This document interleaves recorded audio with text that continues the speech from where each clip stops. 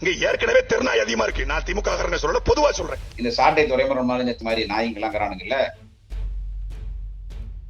தெருவுல ஒரு பொட்டை விடாம எல்லா நாயும் கூட போய் இழுத்துன்னு சுத்தக்கூடிய ஒரு பையன். இவன் தெருநாயகன் திமுக சொல்றான், போலீஸ் சொல்றான். இந்த வைகுண்டம், இந்த மணல் குவாரி பிரச்சனை எல்லாம் உங்களுக்கு தெரியல.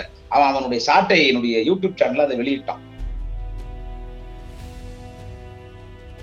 அது பிறகு சீமானுக்கு வந்து பணம் செட்டில் பண்ண பிறகு இப்ப அந்த மேடையில போய் பேசி இவன் திமுகவை கண்ணாமண்ணான்னு பேசுறான். செங்கண்ணன் தருமபுரியில மேடையில அடிக்கல, அப்படி ஒன்று அடிக்க வெட்டி தானே இவனை. என்ன மாதிரி ஒண்ணு மாதிரி தொண்டை தான் சார் போய் அடிக்கணும். செங்கண்ணன் அடிச்சா இருப்பார், தருமபுரி மேடையில ஏறி அடிச்சா இருப்பார். அவன் சீமானுக்கு வெக்க மானம் சூடு சுரணன்னா அவனுக்கு எதுவுமே தெரியாது. அதெல்லாம் எங்க விற்கிறது எத்தனை கிலோன்னு கேட்பான். டேய் சாட்டை தெரியுமா இருக்கா அட செருப்பாள நாய.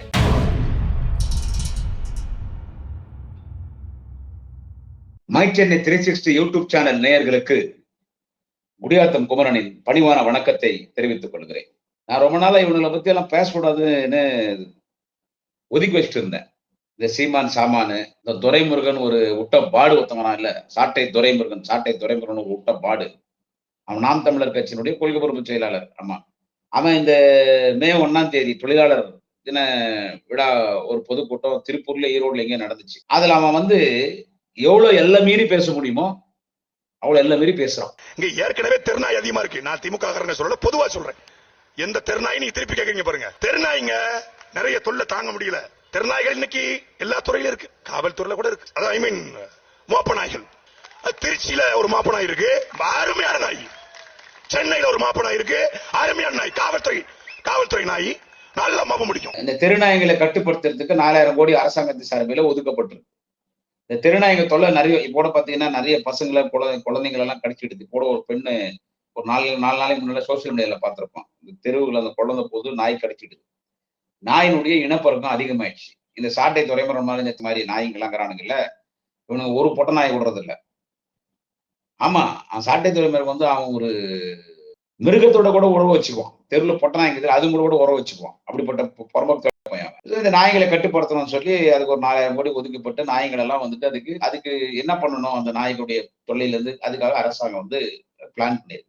திமுக தெருநாயகன்றான், அதாவது திமுக தெருநாயன்றான். சென்னையில ஒரு தெருநாய், திருச்சியில ஒரு தெருநாய், நான் போலீஸ் நாயன்றான். அப்ப யார சொல்றான்? போலீஸ சொல்றான். அப்ப யார சொல்றான்? போலீஸ சொல்றான். தெருநாயகன்றான். இவன் நாய் சாட்டை தெருநாயின்னு சொல்றான் இல்ல. தெருநாய் அப்படின்னு கேட்டீங்கன்னா ஒரு பொட்டை நாய் இருக்கும், 20 ஆம்பளை நாய்ங்க. அந்த மார்கழி மாசத்துல அந்த சீசன்ல பாத்தீங்கன்னு வச்சுங்க, ஒரு பொட்டை நாய் போனா 20 ஆம்பளை நாய் கூடவே போகும். அந்த பொட்டை நாய்க்கு எந்த நாய் பிடிச்சிருக்குதோ அந்த நாயை மட்டும் அதோட உறவு வச்சுக்கிறதுக்கு அனுமதிக்கும். அதுங்க பாத்தீங்கன்னா தெருவுல இழுத்துன்னு சுத்தின்னு இருக்கும். அது பசங்க எல்லாம் கல்ல தடிப்பாங்க, நம்ம பாத்துக்கிறோம் இல்ல, என்னங்க சொல்றது. அந்த மாதிரி இவங்கதான் பாரு இந்த சாட்டை துறைமுருங்க. அந்த மாதிரி ஒரு பொட்டை நாயை வந்து 20 நாய்ங்க இழுத்துன்னு சுத்தி நிக்குது. அந்த 20 நாய்ங்கள்ன்றது ஒரு பொட்டை நாயை காப்பாத்தி இன்னொரு நாய்க்கு சொந்தமான ஒரு பொட்டை நாயன்னா கூட்டுமதி வச்சிருக்கிறான். வச்சுன்னு இல்லாம இன்னொரு நாய் இருக்குது, இன்னொரு நாய் பொட்டை நாய் கூட குடும்பம் நடிச்சு நிக்குது. அப்படி இருக்கிற சூழ்நிலையில அந்த பொட்டை நாயும் இந்த நாயும் ஒன்னா இழுத்துன்னு சுத்தி நின்றா இந்த ஆம்பல் நாய் அவுத்துட்டு இந்த நாய் இந்த தெருநாய் இந்த பொறி நாய்க்கிறான்ல இந்த துறைமுருங்க, இவன் போய் அந்த பொட்டை நாய் கூட போய் சேர்ந்துக்கின்னு அதை இழுத்துன்னு சுத்தி இருக்கான். அந்த மாதிரி தெருவுல ஒரு பொட்டை விடாம எல்லா நாயும் கூட போய் இழுத்துன்னு சுத்தக்கூடிய ஒரு பையன். இவன் தெருநாயகன் திமுக சொல்றான், போலீஸ் சொல்றான். அவன் வீட்டாண்ட போய் யாருன்னா கரடா பண்ணா என்ன பண்றான், யாருன்னா பேசினா இப்ப தெருநா யாரா உங்க அம்மாளா? டேய் சாட்டை திரும்ப தெருநா யாரு? உங்க அம்மால நீ தெருநாயடா, நீ தெருநாயி, கையில ஆகாத நாய் உன் தலைவன். நாய்களை பத்தி நீங்க பேசுங்க. மார்கழி மாசம் தெருநாய் பசங்க யாருன்னு கேட்டா நீங்க தான் தெருநாய்ங்க. டே உன்னை நாய்ப்புடியில வண்டியில கூட்டுமே உன்னை கொலை அடிக்காம விடுறது இல்லை. அவன் சாட்டை துறைமுருகன் யாருன்னு கேட்டீங்கன்னா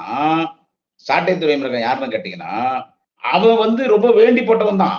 சீமானுக்கு ரொம்ப வேண்டிப்பட்டவன் தான். சீமான் சாட்டை துறைமுருகனுக்கு ரொம்ப கடமைப்பட்டிருக்கான். ஏன்னா அவனால செயல்பட முடியல. அவனால இப்போதைக்கு ஒரு நேரத்தை பயங்கரமா செயல்பட்டான். அவன் வந்து தலைவர் தளபதி இஷ்டத்துக்கு அவன் பேசுறான்.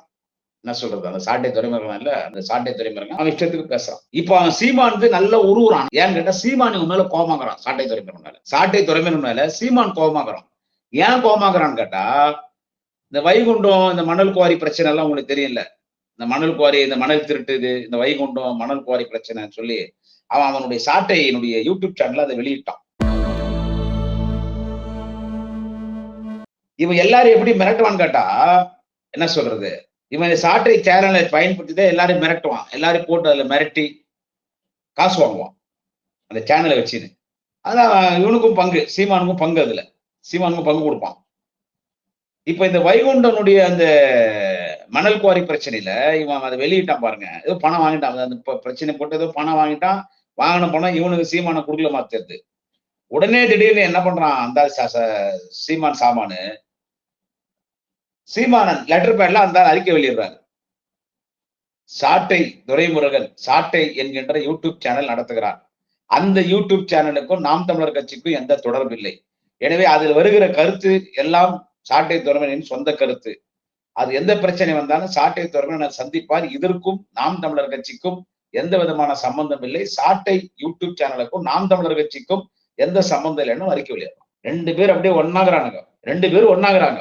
இந்த சாட்டை அவனுடைய யூடியூப் சேனல்ல அவன் இந்த வைகுண்ட மேட்டர் போட்ட, மணல் குவாரி மேட்டர் போட்ட உடனே இப்படி அவனுக்கு எனக்கு சம்பந்தம் இல்ல, அவன் யூடியூப் சேனல்ல வர்றது நாம் தமிழர் கட்சியோட கருத்துல அவன் சொந்த கருத்துன்னு வெளியிட்டுறான், அறிக்கை வெளியிட்டுறான். அப்புறமா என்னடா சமாச்சாரம்னு பார்த்தா, இவன் மிரட்டி பிளாக்மெயில் பண்ணி வாங்குற பணத்தை இவங்கிட்ட ஒழுங்கா இந்த மணல் குவாரி, இந்த வைகுண்டனுடைய மணல் குவாரி மேட்டர் தொடர்பாக வாங்கின பணத்தை இவனுக்கு கொடுக்கல. யாருக்கு? சீமானுக்கு.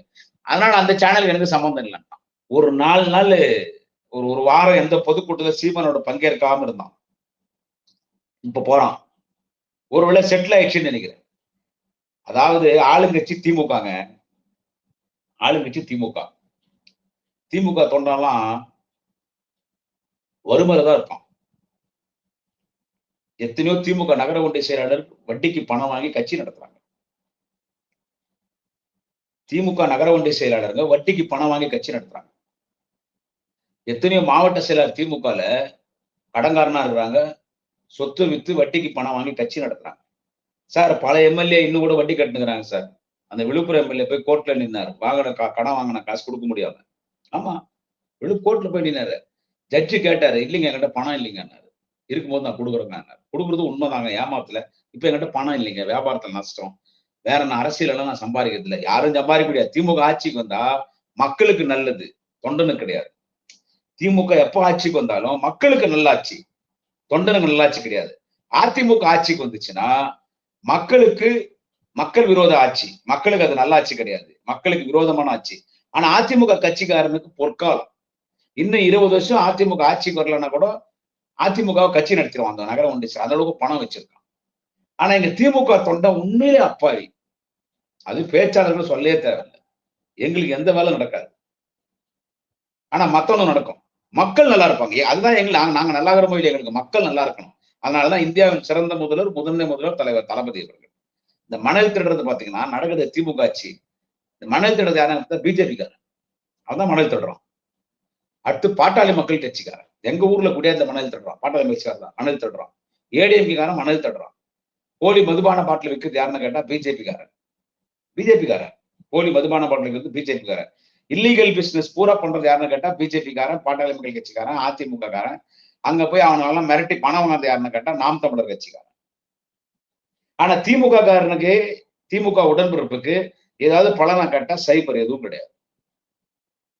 திமுக ஆட்சி நடக்குது, ஆனா திமுக ஆட்சியில மணல் குவாரி யார் யார் நடத்துறாங்களோ அவங்கள்ட்ட எல்லாம் போய் மிரட்டி அவங்களுக்கு வீடியோ போட்டு இவன் நாம் தமிழர் கட்சியினுடைய கொள்கை பொறுப்பு செயலாளர் அவன், அந்த துரைமுருகன், அந்த சாட்டை துரைமுருகன் அவன் மிரட்டி பணம் வாங்கி அதுல இவனுக்கும் சீமானுக்கும் தகராறாகி, அது பிறகு சீமானுக்கு வந்து பணம் செட்டில் பண்ண பிறகு இப்ப அந்த மேடையில போய் பேசி இவன் திமுகவை கண்ணாமண்ணான்னு பேசுறான். நம்மளும் அவனை விட்டு வச்சுக்கிறோம். செங்கண்ணன் தருமபுரியில மேடையில அடிக்கல, அப்படி ஒன்று அடிக்க வேண்டியதானே இவனை, அப்படி ஒன்று அடிக்க வேண்டியதானுங்க. நான் பேசுறேன்ல தைரியமா, நான் மிகப்பெரிய கோடீஸ்வரனா இல்லைன்னா பெரிய ஆள் பலம் இருக்குதா? எனக்கு இருக்கிற ஒரே ஒரு பலம், நான் திமுக தொண்டன், திமுக பேச்சாளர், தலைவர் தளபதியின் அன்பையும் பாசத்தையும் பெற்றிருக்கிறேன். நாளைய தமிழகம் மாண்புமிகு அண்ணன் உதயநிதி ஸ்டாலின் அன்பையும் பாசத்தையும் பெற்றிருக்கிறேன். இதை வைத்துக் கொண்டுதான் சமூக வலைதளத்தில் பயணித்துக் கொண்டிருக்கிறேன். எத்தனை பேர் எவ்வளவு தைரியமா பேசுறேன். அது குறிப்பா இந்த பாட்டாளி கட்சிக்காரங்க வெட்டுவான்றான், குத்துவான்றான், நாக்காத்துவான்றான், குடும்பத்தோட கொளுத்திடுவான்றான், உன்னை கொலை பண்ணுவான்றான். ஓப்பனா சோசியல் மீடியால பேசுறான், ஓப்பனா பேசுறான். போடா மயிர் பாத்துறேன், நான் இன்னைக்கு வரைக்கும் பேசிட்டு இருக்கிறேன். பிஜேபிக்கார எவ்வளவு கலாட்டா பண்றான். 6 லாட்ஜ்ல தொழில் பண்ற 6 லாட்ஜ்ல தொழில் பண்ற பஸ் ஸ்டாண்ட் ஐட்டங்களை கூட்டிட்டு வந்து என் கூட்டாண்ட ஒரு 6 பேரு பிஜேபி புடவை கட்டு விட்டு எவ்வளவு அசிங்கம் பண்ற மாதிரி ஒரு கலாட்டா பண்ணான்ல. அந்த ஐட்டம் அப்படி போன உடனே நான் பதிவு போட்டு பேசணும் இல்ல. திமுக அடுத்து பெரிய கட்சி ஏடிஎம்கே வச்சு செய்யறேன் இல்ல. என்ன நடந்தாலும் பார்க்கலான்னு. அந்த மாதிரி இந்த சாட்டை துறைமுறைங்கிறான்ல, அவன் மேடையில பேசும்போது செங்கண்ணன் தருமபுரியில ஏறி அடிச்சாரு பாரு மேடையில. அடி சார், நம்ம ஆளுங்க அடிக்கணும் அவனை. கேரக்டர் வைஸ் அவன் யாரு? ஒரு புறம்போக்கு ஜாடு மாடு பாதுகாப்பைய இவன் திமுக பத்தி மேதினம் வரலாறு மேதினம் வரலாறு என்று சொன்னால் திமுக தான் மேதினம் இன்னைக்கு விடுமுறை தர வேண்டும், அவர்களுக்கு ஊதியம் வழங்க வேண்டும் என்ற கலைஞர் தான் இந்த மே தினத்துக்கு விடுமுறை நாட்களாக அறிவித்து ஊதியத்தோடு விடுமுறை நாட்களாக அறிவித்தது யார் என்று கேட்டால் நம்முடைய அன்பு தலைவர் தளபதி ஸ்டாலின் அவர்கள். அதை அவன் கிண்டல் பண்றான், டோட்டலா டேமேஜ் பண்றான். இப்ப ஏன் அவன் இப்படி பண்றான்னா, கூல் பண்றான். யார? சீமான கூல் பண்றான். நான் என் சேனல்ல போட்டு துட்டு வாங்கிட்டேன், இனிமே நான் அவனுக்கு கரெக்டா காசு கொடுத்துறேன். அவனை கூல் பண்றதுக்கு திமுக இஷ்டம் பண்றது இஷ்டத்துக்கும் கண்ணா புண்ணோ திட்டுறான், அவ்வளோ திட்டுறான்.